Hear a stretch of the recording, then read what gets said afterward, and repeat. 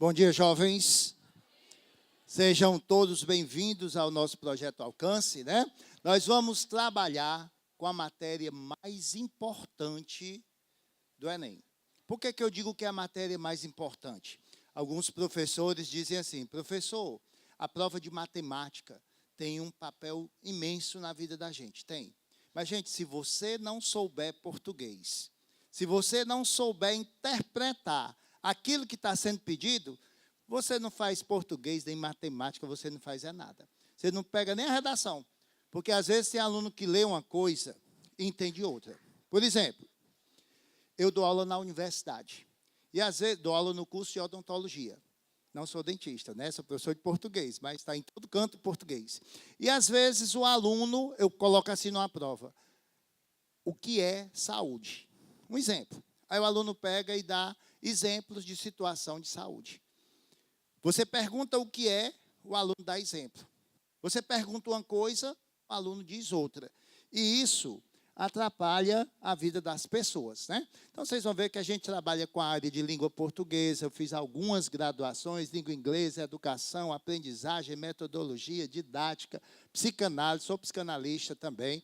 E eu uso muito a psicologia na nossa aula para poder vocês aprenderem mais. Às vezes, o aluno diz assim: professor, eu estudo e não aprendo. Levanta a mão aqui com quem acontece isso, que estuda e não aprende. Olha aí. Por que acontece desse jeito? Provavelmente porque a gente está estudando errado. Se você estudar da maneira correta, você vai aprender. Por exemplo, tem aluno que lê 10 vezes uma coisa no dia e no outro dia ele não lembra. Então, em vez de você ler 10 vezes no dia, é preferível que você leia uma hoje, outra menos de 20 minutos depois. Vocês sabiam que com 20 minutos a gente já perde mais de 40% das informações? Por exemplo, se você assistir a uma aula agora, como você acabou de ver, se você não revisar em 20 minutos, essa aula morreu. Você já perdeu um bocado. Professor, e como é que eu faço para revisar? Tem solução? Tem. Gente, na hora, ouçam bem o que eu vou dizer para vocês. É o segredo da aprovação. Vocês estão aqui assistindo a uma aula. Se na hora que o professor estiver comentando, você estiver sublinhando, dando uma olhadinha no seu material, olhando aqui para a projeção, você já está fazendo essa revisão dos 20 minutos. Professor, por que o senhor está mandando a gente sublinhar? Porque existem alunos que aprendem só ouvindo. Tipo, tem aluno que escuta, tem pessoa que escuta a letra de uma música uma vez e ela já sabe cantar.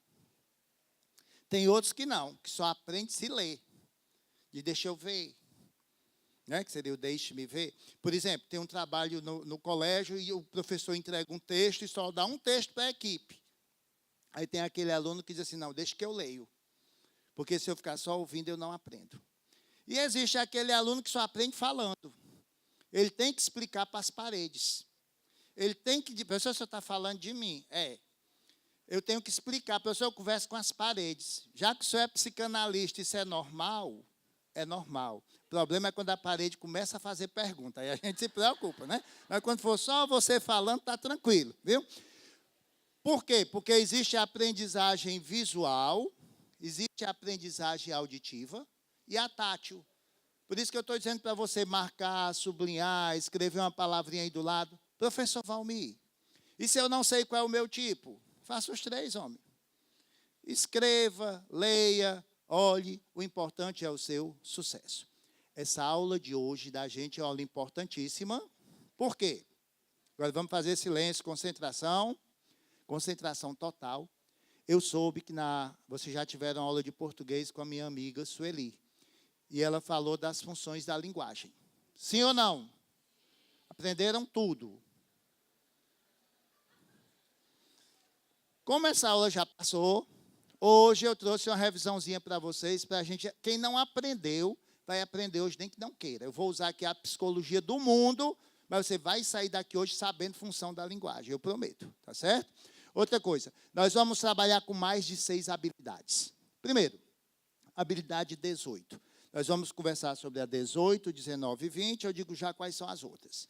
Professor, o que é essa habilidade 18? Veja, a habilidade 18, ela fala da progressão textual. Vamos tentar entender. Eu não queria que vocês decorassem nada, eu queria que vocês entendessem. Professor, o que é essa progressão textual? É eu entender como foi que o texto progrediu, quais foram os recursos que o autor do texto utilizou, né, para que a mensagem dele fosse transmitida. Por exemplo, nós vamos dar uma adiantadazinha aqui para uma questão, a gente volta já para cá. Vamos pegar aqui a habilidade 18, tem uma questãozinha que eu trouxe para vocês, que é bem interessante. Pronto, está aqui, ó. Questão 9 da apostila de vocês. Peguem aí, questão 9, módulo 1. Qual é a página? Vou saber agora. Quem já descobriu, ajuda. Qual é a página? 9. Ô, turma boa. Página 9 diz o seguinte: o vento varria as folhas. O vento varria os frutos. O vento varria as flores. Vocês estão percebendo alguma coisa aí? Gente, imaginem, olhe para cá. Imaginem que eu seja um coqueiro, tá certo? E meu braço seja a palha de um coqueiro. O que é que acontece, olhando para cá? O que é que acontece com o vento quando ele bate na palha do coqueiro? Ele arrasta essa palha com a velocidade, aquele vento forte, e o vento vai morrendo e a palha vai voltando para o lugar. Olha como foi que o poeta fez isso. Ele começa com o vento varria, o vento varria as folhas. O vento já está varrendo, já está levando, né? De novo, o vento varria os frutos. Quando você começa a dizer, o vento varria as folhas, o vento varria, está soprando direto, é a ventania. Então, o que é que ele usou aqui? Ele usou a aliteração, que é a repetição de fonemas consonantais, e ele usou também os fonemas vocálicos. Tem um verso que diz assim, ó: o vento varria soprando, assanhando as palhas ressecadas dos coqueiros. É tanto V e tanto S que falta fôlego. Por quê? Porque a palha do coqueiro volta para o normal. Olha aqui. O vento varria, soprando, assanhando as palhas ressecadas dos... Tem mais A não. Morreu. Matou o velho, né? Quer dizer, então você vê que quando esse vento para, é porque a palha voltou para o lugar inicial. Então aqui ele utilizou, qual foi o recurso que ele utilizou para passar a mensagem dele? E essa repetição quer dizer o quê, professor? Gente, essa repetição é porque esse fato do vento varrendo tudo na vida dele era uma mesmice, não mudava, não tinha expectativa de felicidade.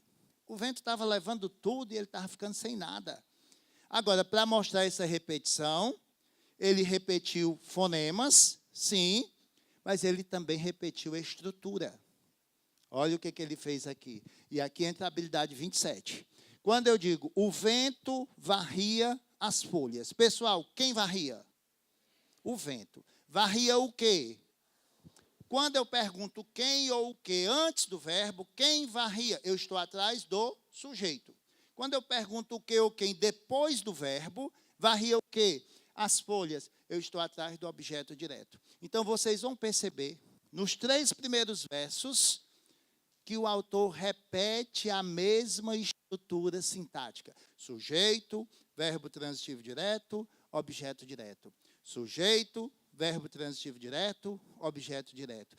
E essas estruturas, como elas são semelhantes, nós dizemos que são estruturas paralelas. Então, aqui aconteceu um paralelismo, que cai na prova do Enem. Às vezes o aluno diz assim, professor, o que é um paralelismo?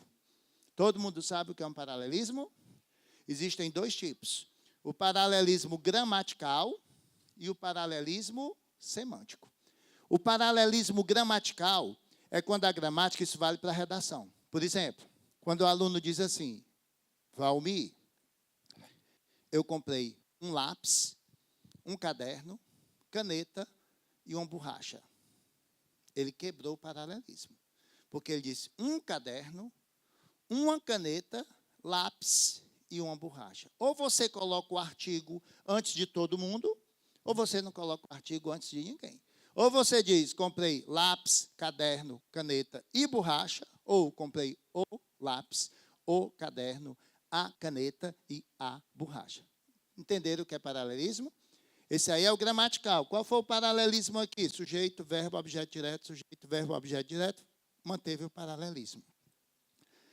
E aí a questão pergunta o seguinte: na estruturação do texto, destaca-se.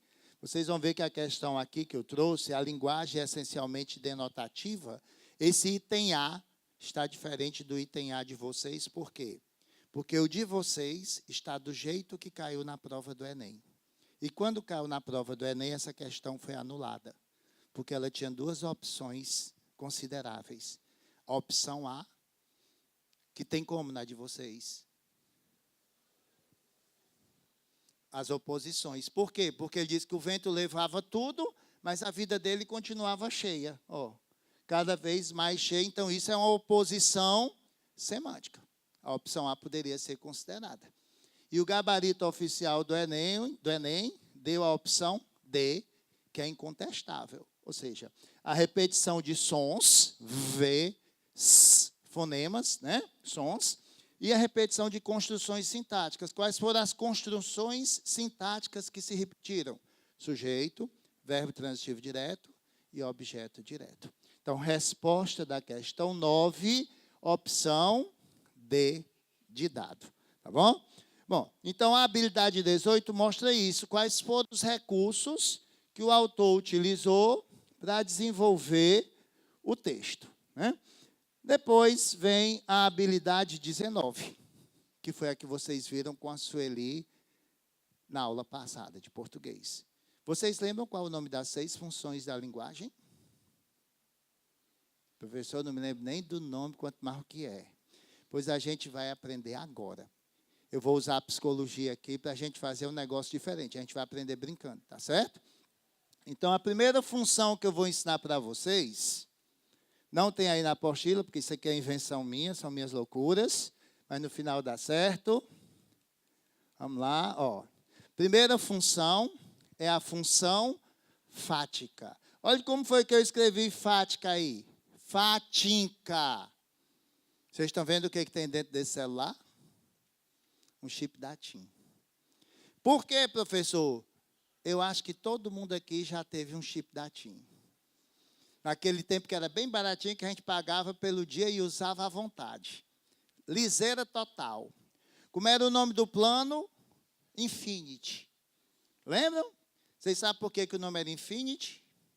Porque a ligação caía infinitas vezes. Aquilo não era de Deus, aquilo era do Satanás. Olha, presta atenção.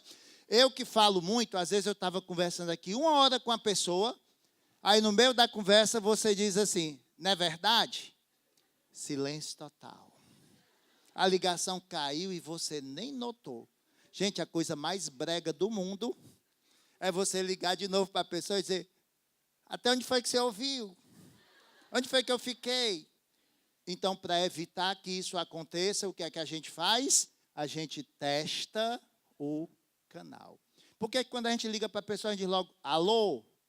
Para saber se a pessoa está ouvindo. Se eu disser alô e a pessoa não falar nada, o canal não está funcionando.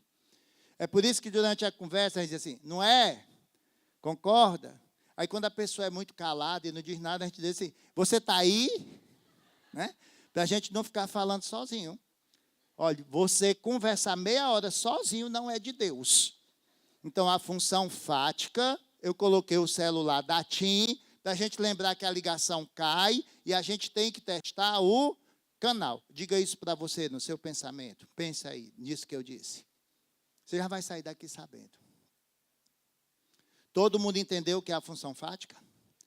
Você testa o canal. Oi, tudo bem? No diálogo, numa peça teatral, testa o canal. A outra função que nós vamos aprender é a função conativa. Olha qual foi a imagem que eu trouxe para vocês. O cone.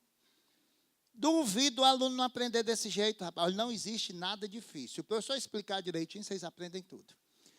Conativa, vocês vão se lembrar de um cone como se fosse a ponta de uma seta, apontando para quem? Para você. Ó, conativa, cone, a ponta da seta apontando para você. Ou seja, a função conativa, o foco dela é no receptor. Por isso que ela usa verbos no imperativo. Quando você pega um outdoor, esse outdoor foi escrito para quem? Para você, o receptor da mensagem. Então, que função é essa? Conativa. A receita de um bolo. Coloque uma xícara disso. Junte aquilo. Misture. Leve ao forno. Para quem é que está se dando essa receita? Para você. O médico, quando passa um remédio, quando ele faz uma prescrição, para quem é? Para você.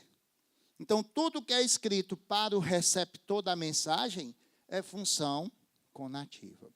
Só no pensamento, vamos ver se a turma é boa.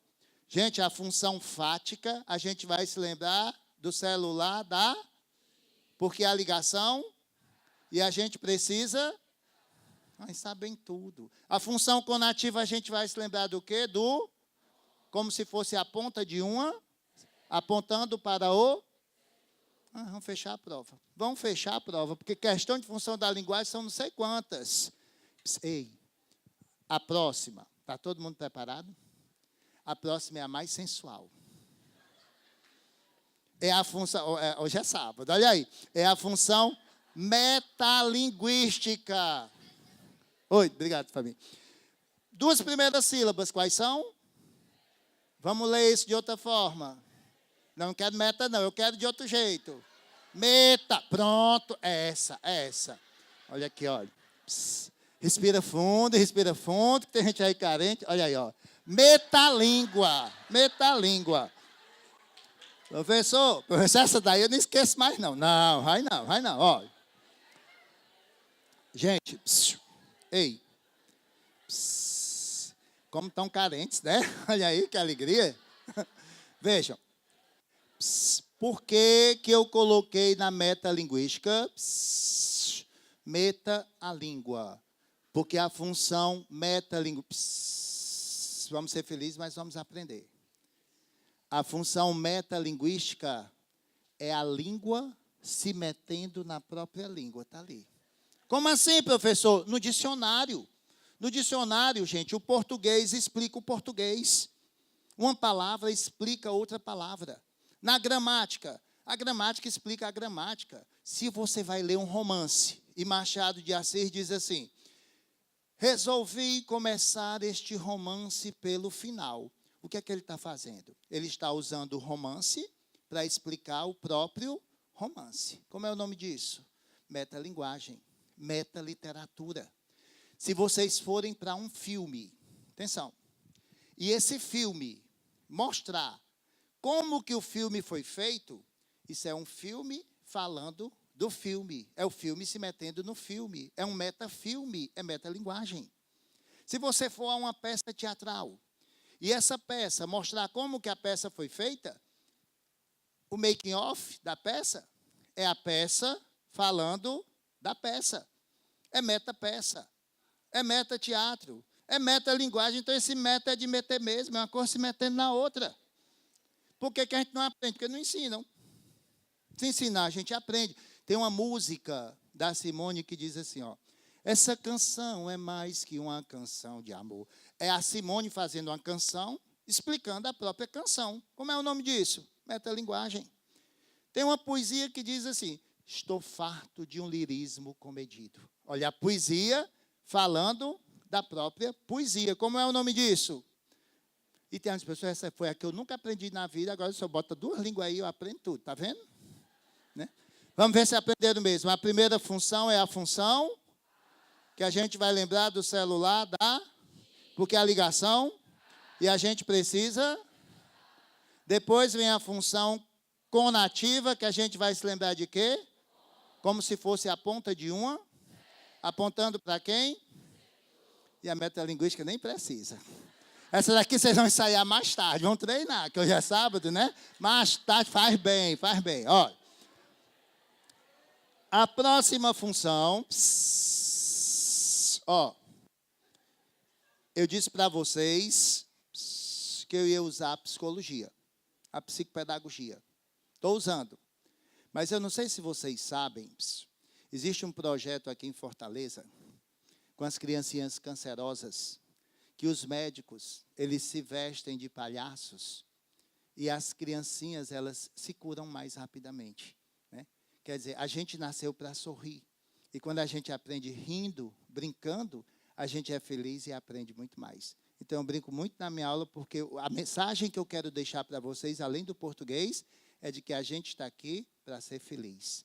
Eu já postei hoje no Instagram foto de vocês, quando eu cheguei aqui, e coloquei que vocês são vencedores. Porque foram não sei quantos mil de espermatozoides. E você...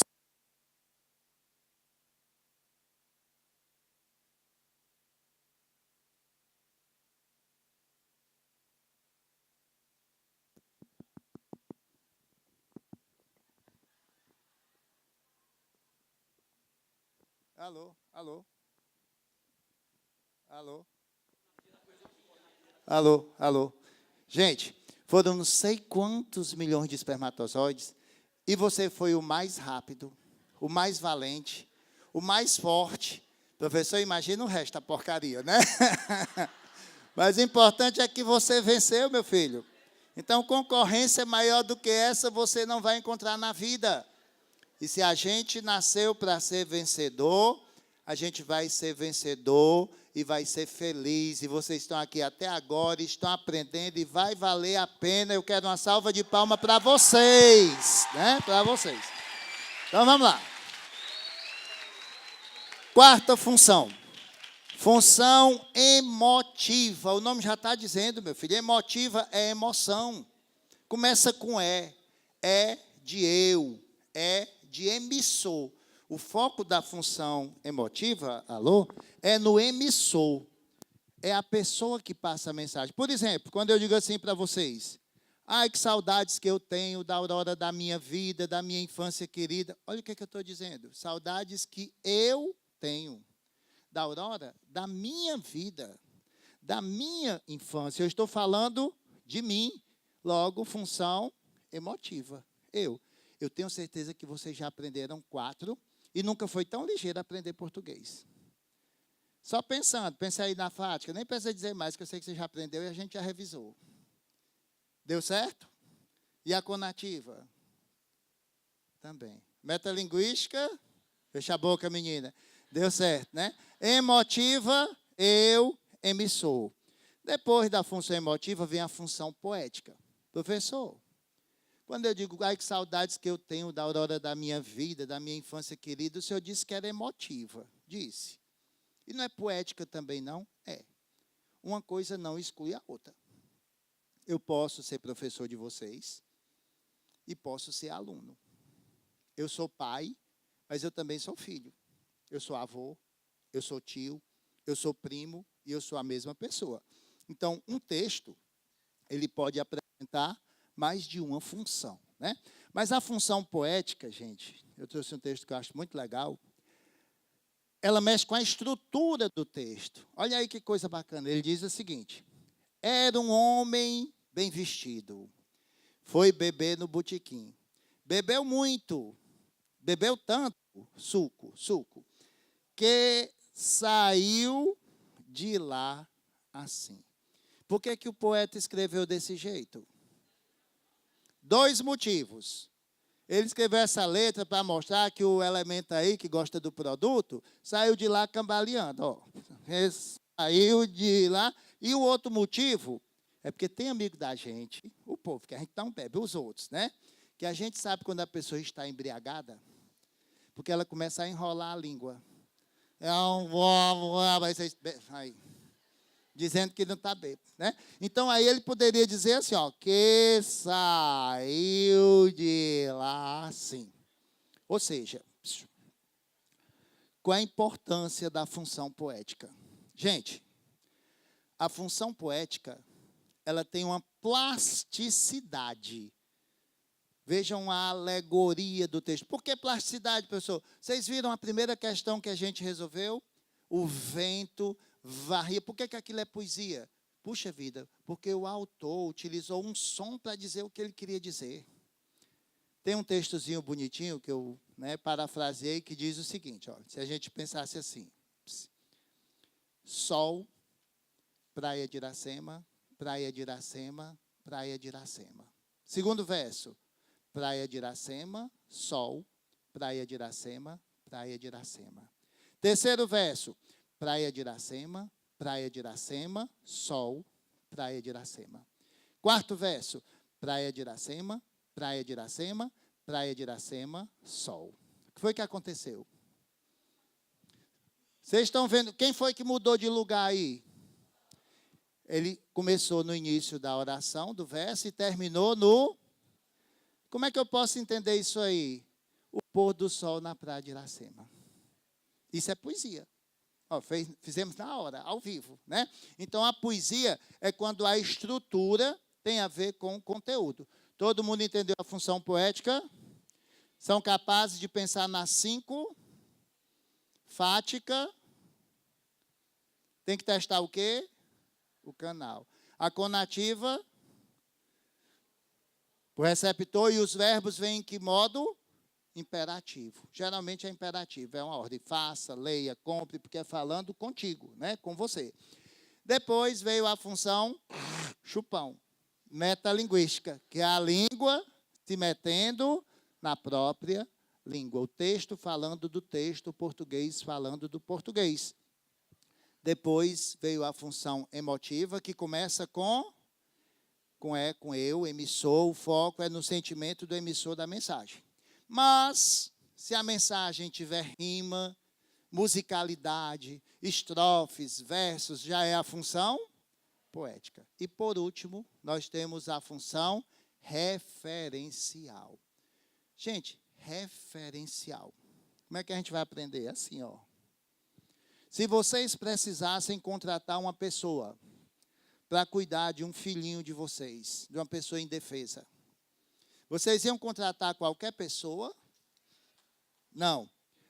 Vocês iam pedir o quê? Referência. Obrigado. Referência. O que é referência? Informação. Então, a função referencial é aquela função que traz informações. Por exemplo, o livro de química, o livro de física, de geografia, de matemática, traz informação. É função o quê? Referencial. E a linguagem vai ser o quê? Denotativa. Vocês sabem o que é a linguagem denotativa? Escreva aí no seu papelzinho aí, em qualquer canto. Denotativa com o D bem grande. Escrevam denotativa com o D bem grande. Escreveram? Com esse mesmo D, escreva a palavra dicionário.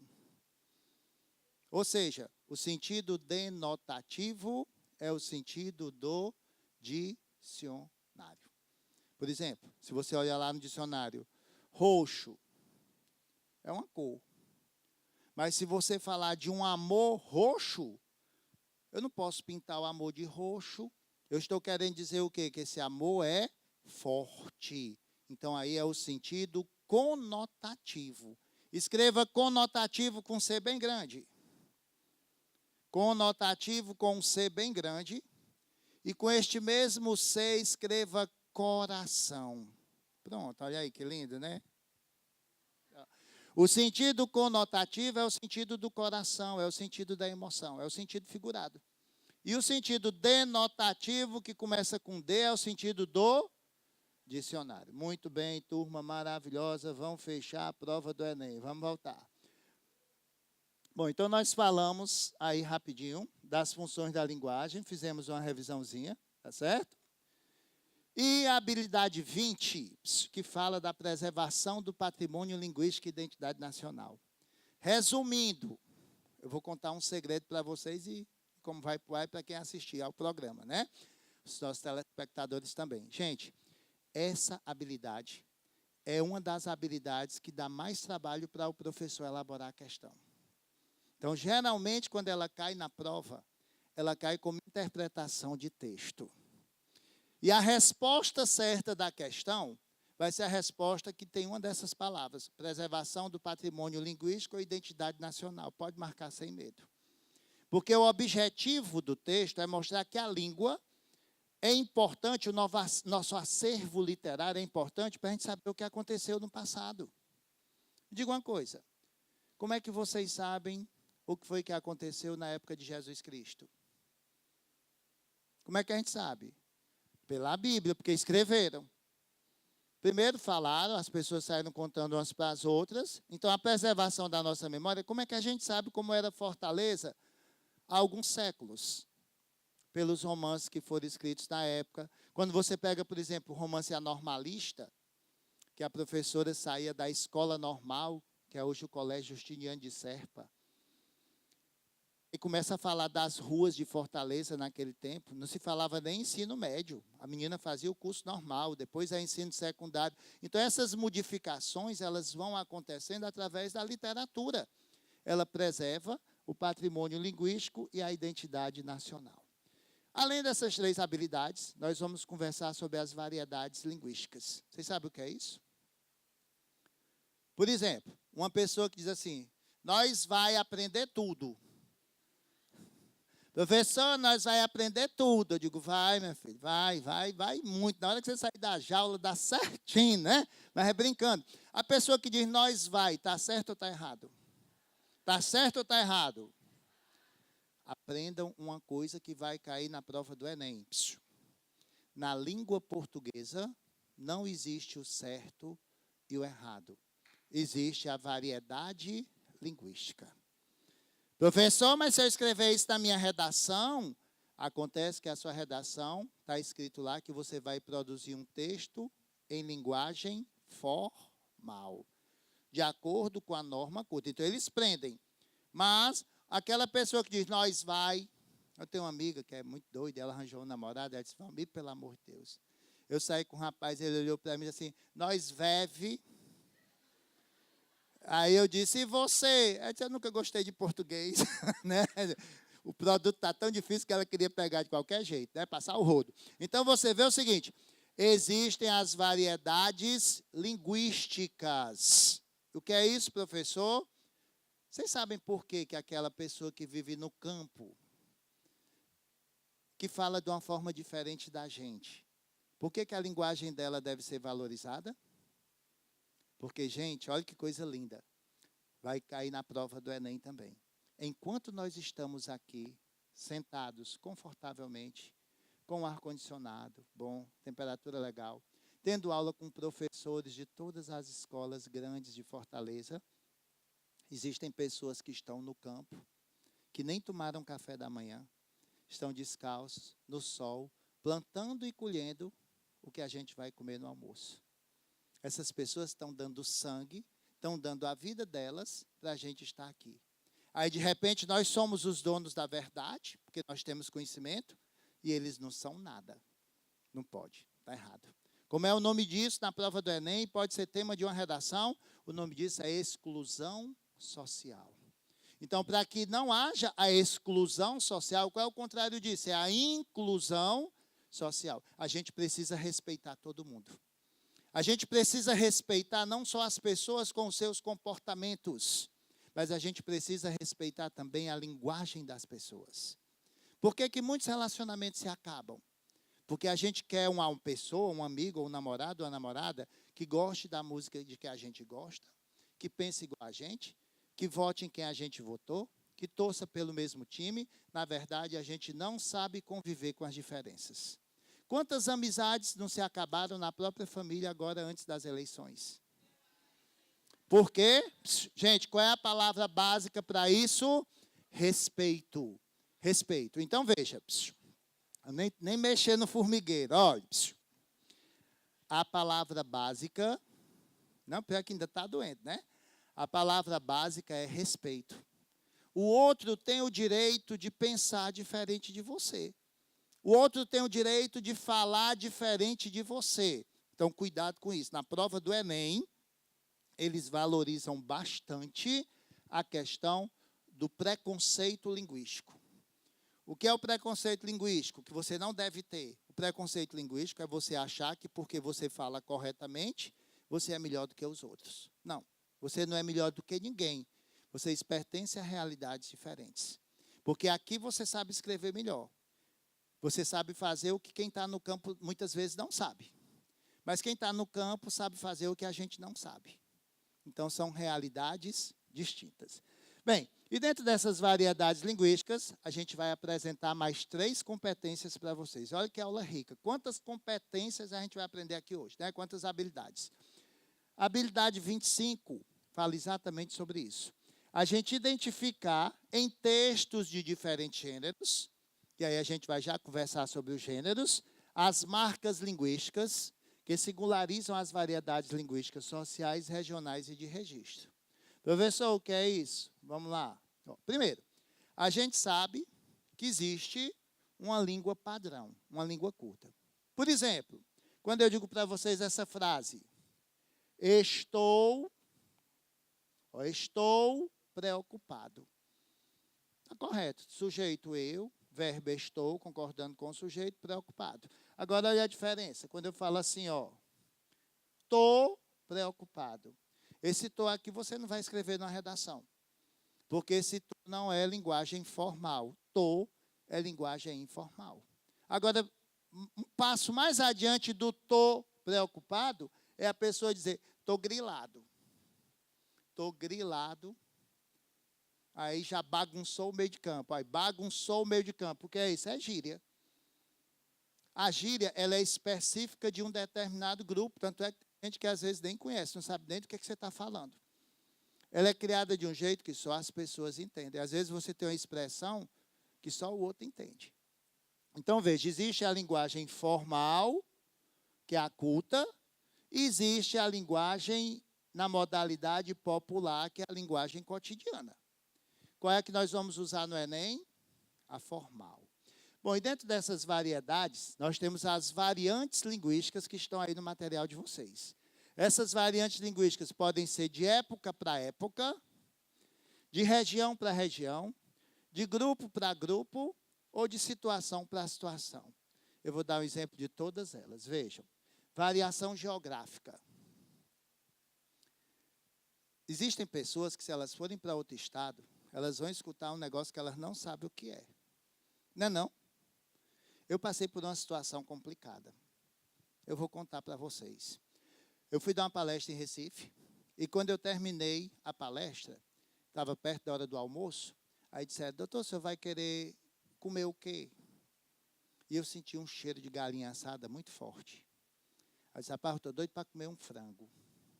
Só que eu não sabia que frango em Recife era outra coisa. Né?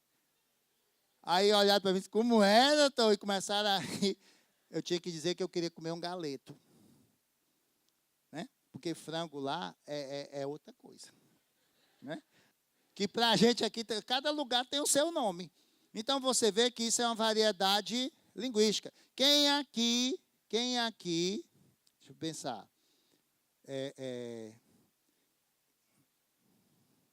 o nome, eu vou dizer.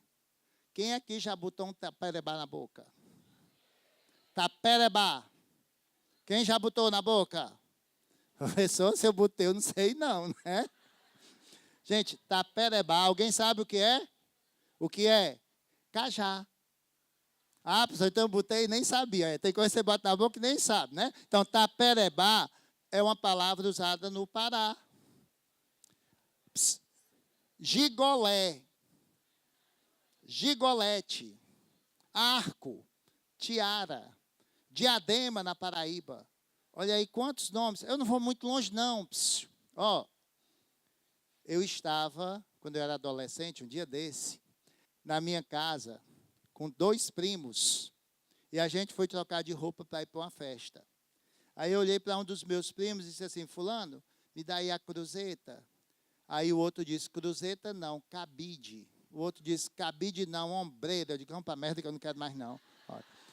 Cruzeta, cabide e ombreira. Um era carioca, o outro era pernambucano e eu cearense. Isso é variação geográfica, que a gente pode chamar também de variação espacial, porque tem a ver com o lugar. Variação histórica. Se vocês forem ao centro de Fortaleza e vocês virem, vamos rapidinho que é muita informação para pouco tempo, né? E vocês virem o Teatro José de Alencar, alguém lembra como é que é escrita a palavra teatro lá? Com TH. porque antigamente era com TH. Então, isso é uma variação histórica. Eu não vou dizer que ali está escrito errado, eu vou dizer que está daquele jeito, porque antigamente teatro era com TH. Vocês estão entendendo que é uma variedade linguística? Eu tenho certeza que a geográfica todo mundo entendeu, com o exemplo que eu dei. A histórica, se você pegar uma carta escrita por Tiradentes. Pessoal, às vezes a gente pega um texto de um autor, que o texto é tão antigo que a gente lê e não entende. É umas palavras tão diferentes, a carta de não sei quem para não sei quem. Olha, pegue o hino nacional. Tem passagem do hino nacional que a gente nem sabe o que é. E é o hino da gente. Então, olha aí a variação histórica. Variação social. A variação social tem a ver com o nível social. Por exemplo, eu posso chegar para a minha secretária e dizer assim, ó, eu vou deixar aqui um dinheiro para você providenciar o almoço. Aí a secretária olha para a faxineira e diz assim, ó, seu Valmir deixar o dinheiro, pode comprar o de comer. Seu Valmir deixou o dinheiro, pode comprar o de comer. Ela disse a mesma coisa, mas ela disse numa linguagem diferente, porque nós pertencemos a níveis sociais diferentes. Então, isso é a variedade social. Situacional. Eu tenho um exemplo que é muito bom. Meus 3 filhos foram meus alunos. E na hora da sala de aula, né, na hora da aula, quando eles tinham alguma dúvida, eles diziam, professor, uma vez sem querer, um disse, pai. Quando ele disse pai, todo mundo riu. Todo mundo sabia que era meu filho, né? Mas porque naquela situação, eu estava sendo o professor deles. E o pessoal riu quando ele chamou de pai, porque foi um contexto diferente. Então, a situação, por exemplo, eu posso estar aqui conversando com vocês de um jeito, bem informal, brincando. Às vezes eu estou conversando com uma amiga minha. Eu conto uma piada, conto uma coisa. Mas se ela tiver com o marido, não pensar besteira não, viu? É porque, como eu ainda não conheço, se eu não conhecer o marido dela, é lógico que eu não vou contar as mesmas brincadeiras e as mesmas piadas, porque ele não me conhece, não sabe nem quem eu sou, vai pensar que eu estou me enxerindo para a mulher dele. Então, isso é uma variedade situacional. Você tem que respeitar o ambiente. Como existe para a roupa, gente. Ó, tem gente aqui que gosta de se vestir bem à vontade. Mas vocês vão de convir comigo que quando você vai para uma missa, você não usa a mesma roupa que você vai usar para ir à praia. Não é diferente? Tem a roupa para a praia. Tanto é que, às vezes, quando vocês vão sair, vamos sair, vamos. E para onde é que a gente vai? Não, é surpresa. Não, mas eu quero saber para saber qual é a roupa que eu vou. Gente, essas variedades, outro dia eu estava comentando, viu? Casamento. Casamento. Respira fundo. Casamento, como é o convite? É formal ou informal? Formal, o papel é bonitinho, vem todo, né, lacradinho no plástico. Quanto mais chique o convite, a gente já imagina como vai ser a festa. O convite é formal. Como é a roupa do casamento? Formal. Como é a linguagem do convite? A cerimônia realizar-se-á às tantas horas. É formal a linguagem, é formal o convite, é formal a roupa. E a comida? Na casa da gente, a gente come creme de galinha. No casamento é fricassê da Baixa da Égua. Na casa da gente, a gente come torrada. No casamento é canapé. Não é não? A carne cozida vira estrogonofe. A sopa vira consumê. Você quer um consumê? Não sei nem o que é isso. Aí cai, né? A gente nem aceita porque não sabe o que é. É um nome diferente. Bolo de chocolate é brownie. Palha italiana. Às vezes você vai para um restaurante, os nomes são tão assim, esquisitos que você não sabe nem se vale a pena comer. Você vai direto para o preço, para ver o que o bolso paga, né? Não tem um sanduíche, não. Então, você vê que isso aí, do jeito que muda a roupa, quando a gente vai fazer um convite para uma festa informal na casa da gente. Turma, churrasco lá, churras, não é nem churrasco, é churras. Churras na laje, né? Cada um traz o seu. Não? Cada um traz sua bebida, eu dou a comida. E aí o convite é informal. É pelo WhatsApp. Né? Não vai não? Égua, mar. Liseira. Né? A roupa é informal. Vai de bermuda, chinelo, calção. Vai de ônibus. A pessoa sai para o casamento de ônibus, esse dia você pega o Uber. Você dá uma ajeitada, muda até né, o comportamento. Então, é isso. Todo mundo entendeu o que é o formal e o informal. Vale para a roupa, vale para a comida e vale para a linguagem. A gente também tem todos esses tipos de linguagem. Quando vocês querem impressionar uma menina ou um menino, vocês não sabem falar bem bonitinho? Tem uns que são artistas. Você impressiona com a linguagem verbal e com a linguagem não verbal. É uma cara de santo tão grande e de santa, chega a pessoa se impressiona. Aí quando você começa a conviver com a mercadoria, diz onde foi que eu amarrei o meu burro, né? Aí o negócio vai. Então vamos lá. Professor, e essa variação etária? Menino, pense no vovô. Pense num vovô assim, bem quadrado mesmo, bem antigo. Aí o neto chega para o avô e diz assim, vô, eu estou azarando ali uma mina. Azarando uma mina. Mas, vô, ela é BVL. O pobre do avô lá sabe o que é BVL, rapaz. Se disser BV, ele já não sabe o que é boca virgem. BVL é boca... Estou por dentro. É boca virgem de língua. É porque nunca beijou. Aí azarando uma mina. Também se o avô chegar para a neta e disser assim, minha filha, eu vou ali para a rodagem, para ver se passa um alto. Para o neto saber que ele está indo para a estrada para pegar um ônibus, é diferente. Tertúlia. A tertúlia é do meu tempo, mas tem gente aqui que não sabe o que é uma tertúlia. Se você disser que vai para uma tertúlia, vai para balada, vai para uma festa, para um sonzinho, né, e tal, vai dançar, vai se divertir.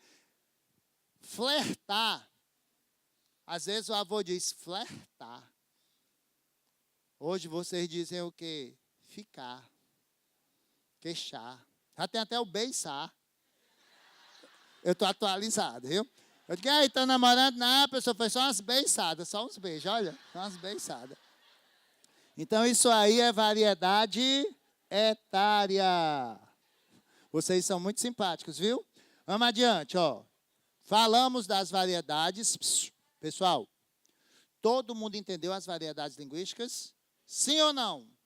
Entenderam o que é a linguagem formal e informal? Quem aprendeu as funções da linguagem, levanta a mão. Olha aí. Nunca mais vocês vão esquecer. Tem a aula daquele doido. Aí vamos se lembrar com a maravilha. Tipos textuais, né? Quais são os tipos textuais que nós temos? Vejam. Existem os tipos e os gêneros. Gente, o tipo textual, vocês começaram aprendendo 3 bem básicos. Narração, descrição e dissertação. E com a evolução da língua, nós vamos ver que apareceram outros tipos textuais e que eu trouxe aqui para vocês. Ó. Narrativo, o que é o tipo narrativo? É aquele tipo de texto, de gênero, que conta uma história.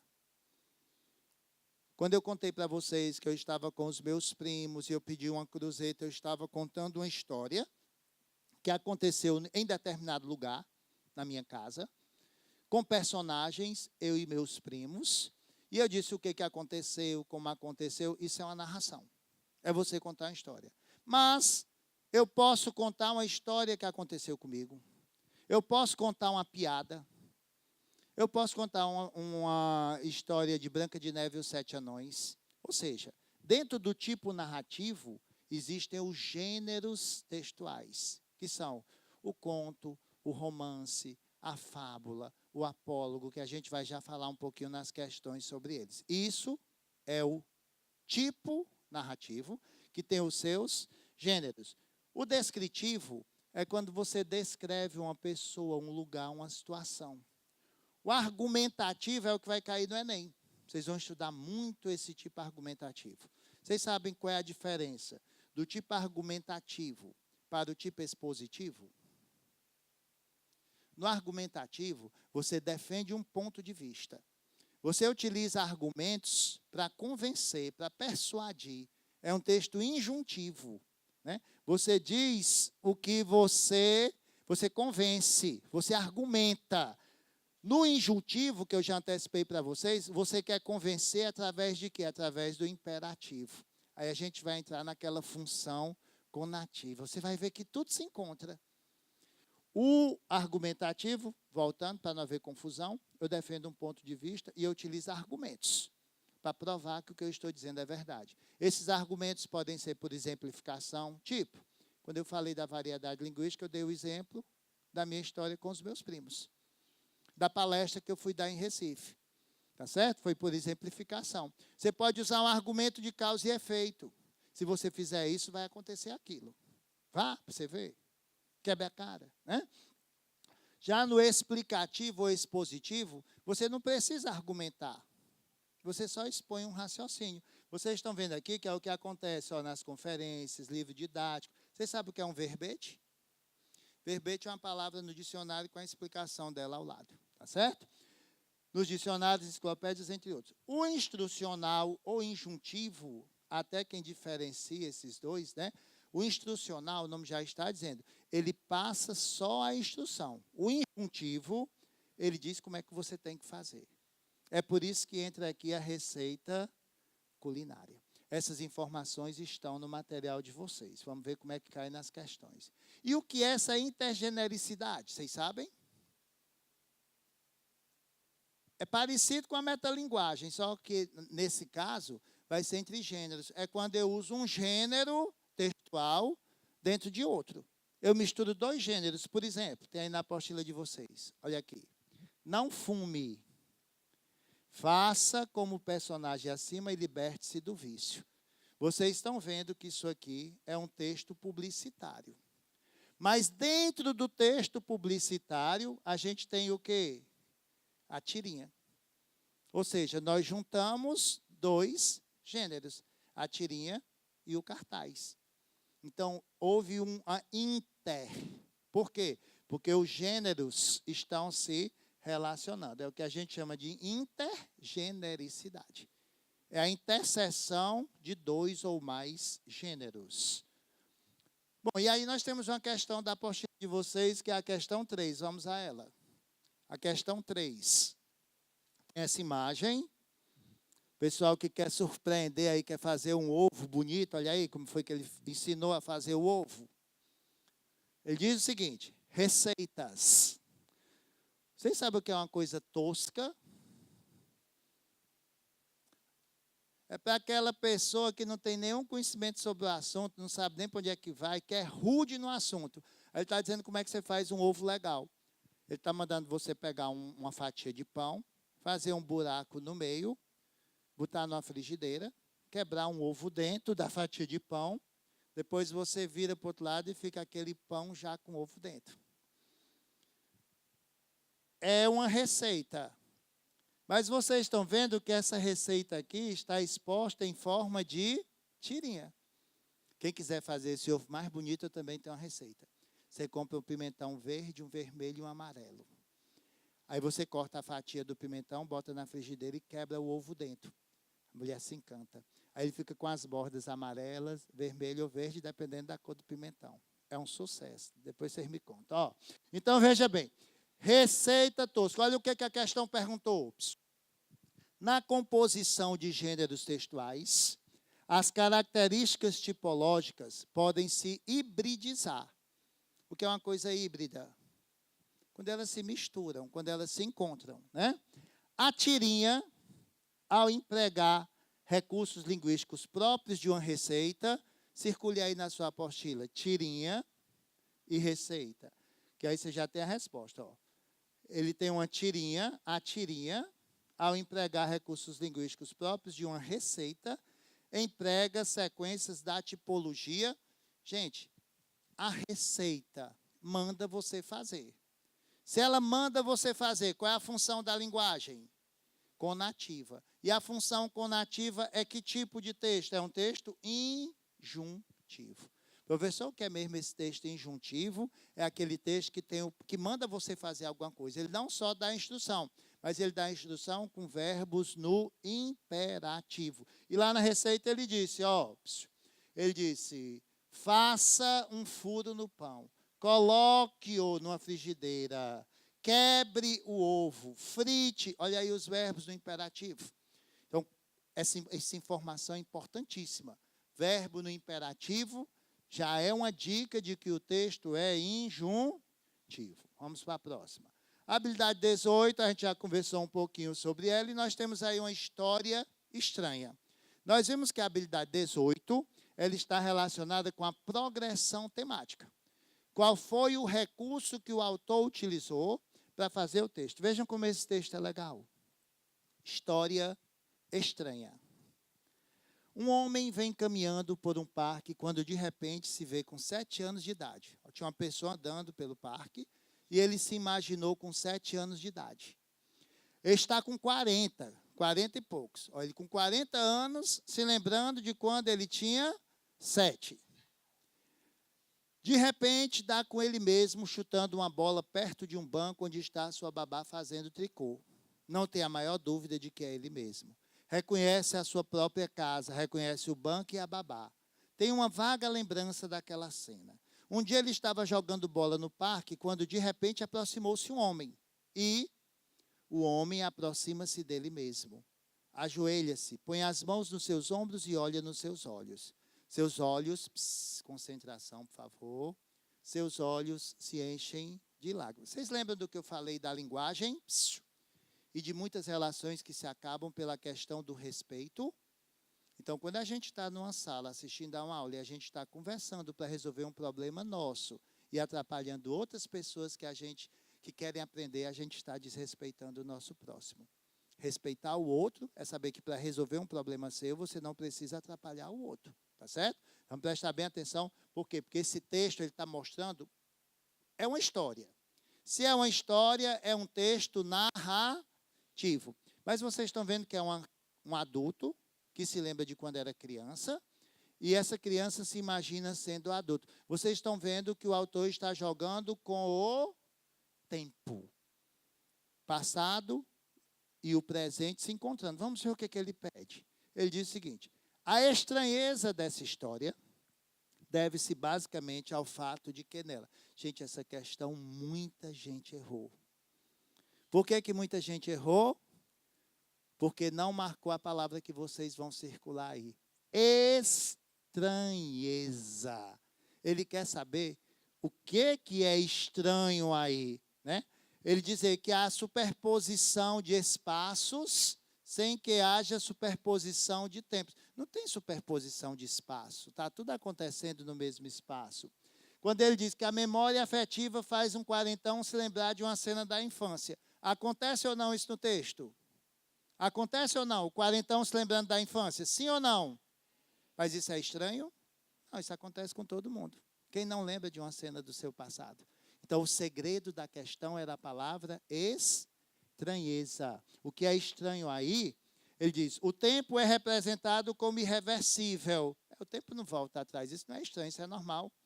Todos os dias, quando acordo, não tenho mais o tempo que passou. Temos nosso próprio tempo. Porque a vida da gente é como uma onda no mar. Nada do que foi será de novo do jeito que já foi um dia. Vocês já viram a onda no mar como é que é, gente? Aquela onda bonita, forte, grande, ela se quebra, se mistura com a areia, com o lixo, passa sem nada. Mas essa água volta para o mar e vai ser onda novamente. Assim é a vida da gente. E o que foi que eu fiz com vocês agora? Eu fiz uma intertextualidade. Eu peguei a música Tempo Perdido e misturei com Como a Onda no Mar. Isso é uma intertextualidade. Mas voltando para cá. Ele diz que o tempo é representado como irreversível, isso não é estranho. Mas os tempos distintos convergem e tornam-se simultâneos. É isso que é estranho no texto. Chega um momento que você não sabe a confusão do idoso, do quarentão, com a criança de 7 anos, portanto, a opção D de dado. Essa aqui a gente já fez, que foi a questão 9. Vamos, as funções da linguagem nós já vimos, revisando aí rapidinho, ó, só para acender na memória, revisão dos 20 minutos.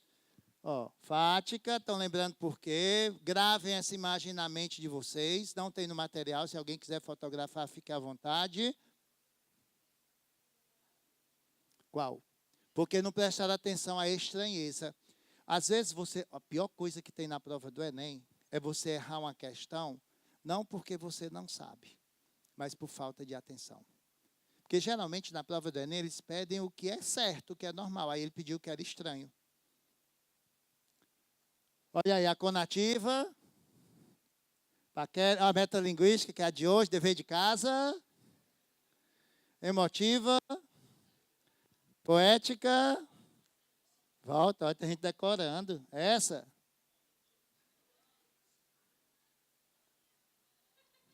Ah, Maria, vocês estão muito devagar, rapaz. Se for devagar desse jeito, na hora de dizer metalinguagem, então vai passar batido, ó. Acelera.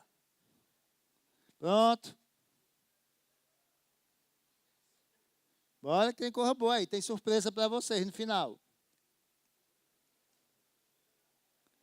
Vai. Pronto. Bom, a habilidade 23. Essa habilidade cai em toda a prova do Enem. Vejam quantas habilidades a gente estudou aqui hoje. A gente está estudando, né? Só hoje vocês estão saindo daqui com quase a metade da prova do Enem, só em uma aula. E a gente ainda vai ter outras por aí pela frente, né? Vai ser sucesso total, vamos fechar a prova. Turma, o que é a habilidade 23?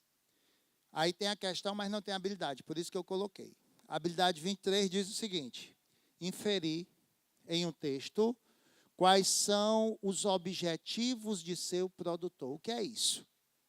Quando uma pessoa escreve um texto, quando você manda uma mensagem para alguém, você manda porque você quer alguma coisa. Você tem um objetivo. Não é não? Você não vai mandar uma mensagem para a pessoa só por mandar. Por quê? Porque você sabe que aquela pessoa, lendo a sua mensagem, ela vai pensar em você. Tem uma técnica, vou ensinar para vocês aí de conquista, que as pessoas usam bastante utilizando a língua portuguesa. Como é, professor?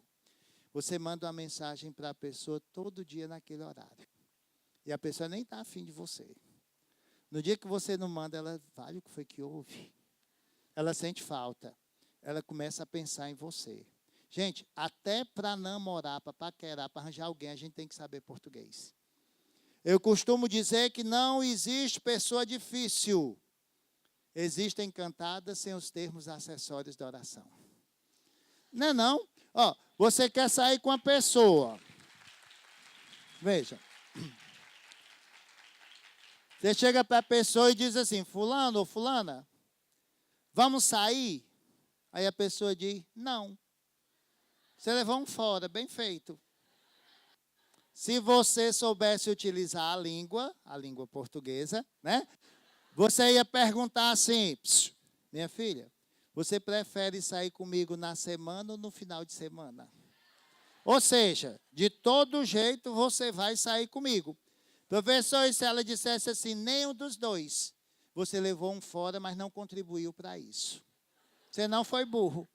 É como aquele aluno que hoje já está dizendo assim, em casa, olha, eu só vou fazer o Enem porque o colégio me escreveu. Mas eu sei que eu não passo. Não me cobrem nada. Gente, como é que uma pessoa já está jogando praga em si mesma? Professor, e eu vou dizer que vou passar? Primeiro, uma mentira que você mente várias vezes, ela passa a ser verdade. Você atrai, você pensa. Mas eu não quero que vocês sejam mentirosos. Eu quero que tenham sucesso. Vai uma dica aqui do psicanalista, né? Quando perguntarem aí, vai fazer para quê? Eu vou fazer para o curso mais concorrido. E você vai passar? Como é que eu digo? De forma que eu não me coloco para baixo e que eu não minto. Eu estou me esforçando para isso. É o que eu mais quero. Pronto, você não mentiu. Agora, não fique jogando praga em você, não. Eu vou logo avisando, eu não vou passar. Olha, deixa de ser desgraçada, criatura, né? Bicha safada, olha, tem que pensar positivo, tem que acreditar. Você é o que você pensa. Pensa em coisas boas. Às vezes tem gente que perde uma paquera, porque já começa pensando que não vai dar certo. Olha, se às vezes a gente pensando que vai dar certo, não dá.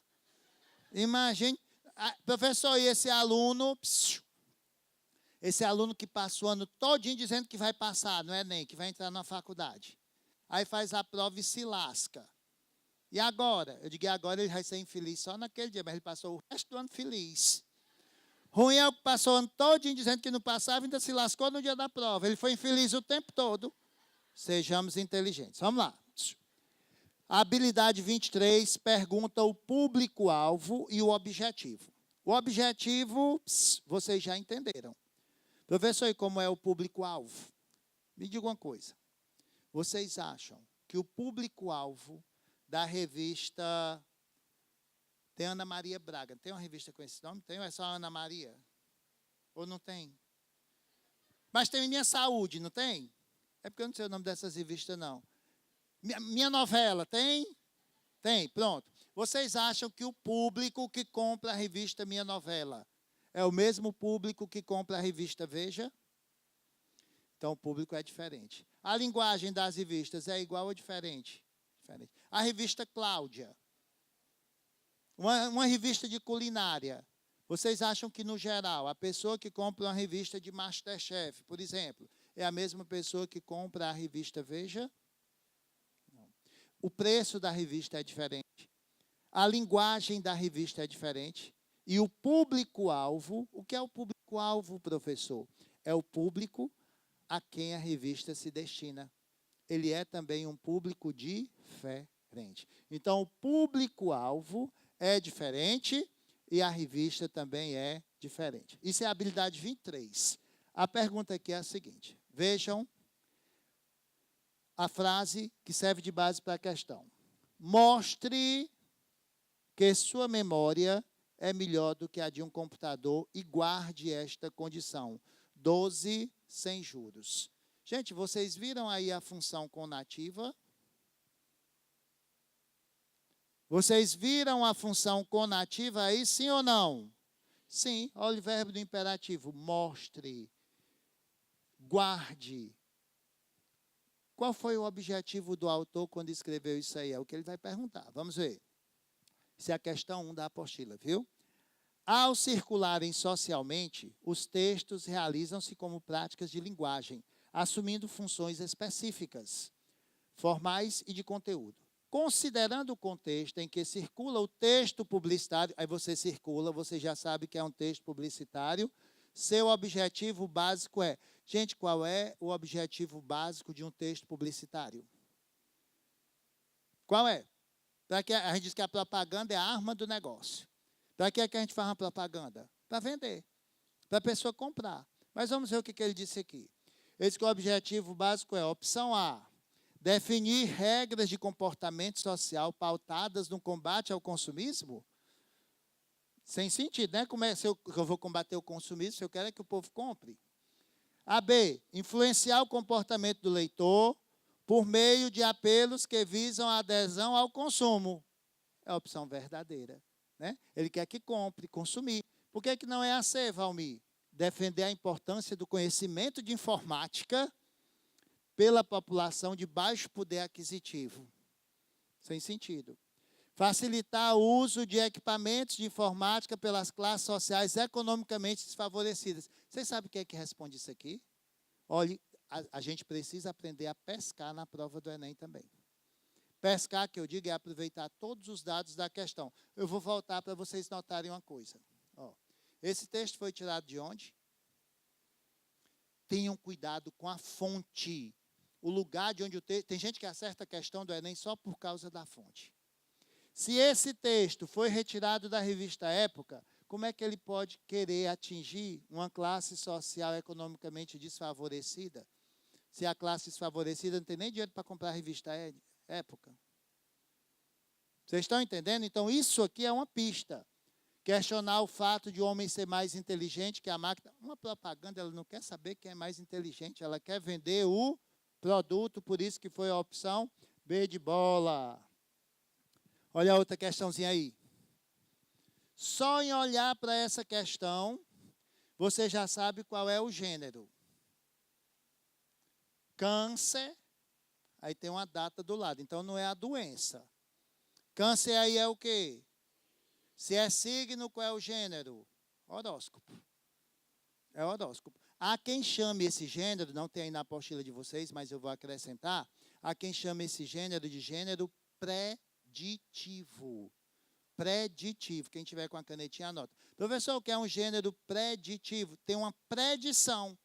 Ele está predizendo o que vai acontecer com você no seu dia.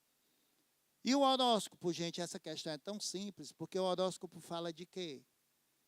O horóscopo diz como é que vai ser sua saúde, seu dia no trabalho, no amor, na família. É uma previsão do que possa acontecer com você. Mas vamos ver o que ele pergunta. Ele diz aí, falando o que é o signo de Câncer. Eu já vi que foi retirado da revista Cláudia. Né? Na Isto É tem horóscopo? Tem. A revista Isto É tem horóscopo. A Veja tem horóscopo. Vocês estão vendo que são tipos diferentes. Ele pergunta o seguinte: o reconhecimento dos diferentes gêneros textuais, seu contexto de uso, sua função específica, seu objetivo comunicativo e seu formato mais comum relacionam-se com os conhecimentos construídos socioculturalmente. A análise dos elementos constitutivos desse texto, que a gente viu que era um texto de horóscopo, demonstra que sua função é... Gente, dessas funções que estão elencadas aqui, qual delas é do horóscopo? Vender um produto anunciado? Não. Informar sobre astronomia? Ensinar os cuidados com a saúde? Expor a opinião de leitores em um jornal? Aconselhar sobre amor? É piada uma questão dessa, não é não? Professor, isso aí cai no Enem. Gente, essa questão foi retirada da prova do Enem. Para vocês verem como... E tem aluno que erra. Por quê? Porque para aluno bom, toda questão é fácil. Tem coisa que vocês acham fácil aqui, porque vocês estão tendo uma preparação boa. Mas tem aluno que veio sair... Quando ele lê a questão, que fala que em diferentes gêneros textuais, ele já fica com raiva. Ele não sabe nem o que é. O aluno pessimista, ele lê o enunciado da questão e já pensa que não sabe. Ele já fica com raiva dele mesmo, né? Então, a resposta é: pau de dois bicos. A outra tem moral ali pensando besteira. Isso aqui é uma história do morcego. Mas essa história do morcego é a história do morcego, ó, Vixe Maria. O morcego voou. É a história aqui do morcego, que entrou no ninho de uma coruja. Depois apareceu aqui o rato. Temos também o gato. Ou seja, vocês estão vendo que essa história envolve animais. Ele está contando a história, então esse texto é narrativo. Mas se ele envolve animais, como é que eu chamo? Fábula. Vocês sabem qual é a diferença de uma fábula para um apólogo? A fábula é com animais. O apólogo é com objetos. Se eu contasse a história da agulha e a linha, que a linha, a agulha olhou para a linha e disse: eu sou mais importante do que você, eu que fico nos dedos da costureira, eu que saio abrindo caminhos e você só me acompanha. Menina, a agulha acabou com a linha. E a linha ficou calada. Aí no final da história, a linha olhou e disse assim: é engraçado. Você se julga importante, você que fica no dedo das costureiras, você que abre o caminho, mas na hora de ir para a festa, bestada, quem vai sou eu, você fica em casa, na gaveta. Quem se encosta no príncipe sou eu, no vestido da princesa. E aí ele diz, Machado de Assis, né, que assim como a agulha e a linha, ele tem servido de agulha para muita linha ordinária. Moral da história. Tanto a fábula quanto o apólogo, eles possuem moral da história. Que é uma lição, é um ensinamento. Mas vamos ver quem acertaria essa questão. Foi outra questão que deu problema no Enem. Muita gente errou.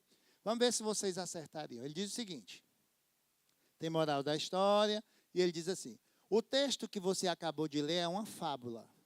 Uma característica que se distancia das intenções desse gênero é a de que a fábula... Vejam aí, que opção vocês marcariam? É a A? A B está errada?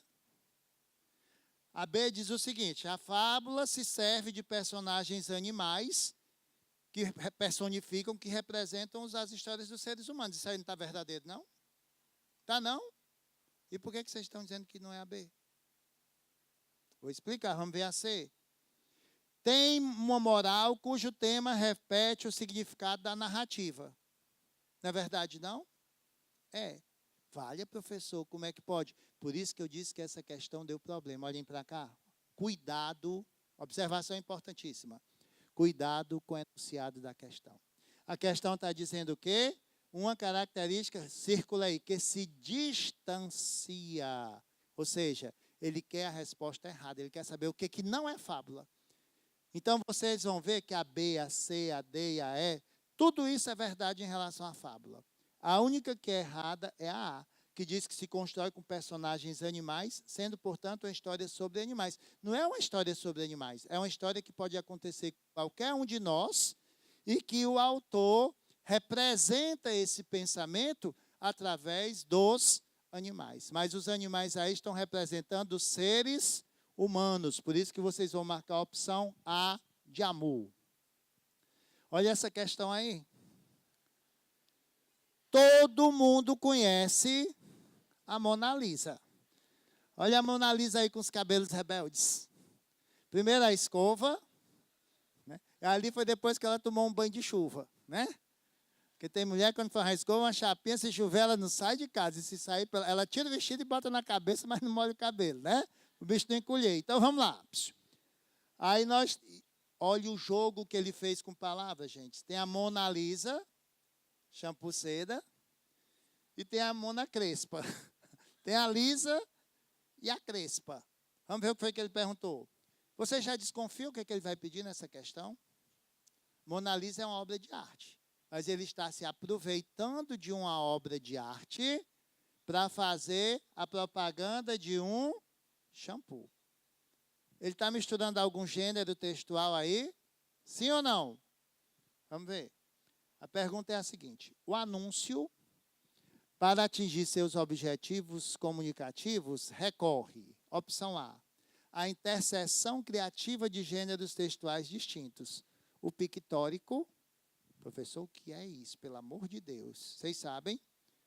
Quem estuda inglês, muita gente errou essa questão porque não sabia dessa palavrinha aí. Quem estuda inglês, sabe como é fotografia em inglês? A gente pode dizer que é uma foto, né? To take a picture. Picture, fotografia. Então, um texto pictórico é um texto fotográfico. É a foto da Mona Lisa. Então, quando falar de texto pictórico, anote aí do lado do texto pictórico, texto imagético, é a mesma coisa. Pictórico ou imagético. Imagético, ele está usando uma imagem. E foi exatamente o que aconteceu aí, foi esse item A. Ele está juntando um texto pictórico e um texto publicitário. Por que publicitário, Valmir? Porque ele está fazendo a propaganda do shampoo. Tranquilo? Olha, a questão seguinte, que é a questão 7, ela fala do que eu comecei a aula explicando para vocês. As variedades linguísticas.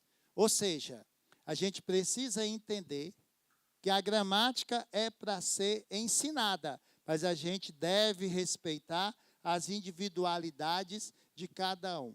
Tá certo? A questão 8, que nosso tempo está esgotado, é outra questão que junta dois gêneros.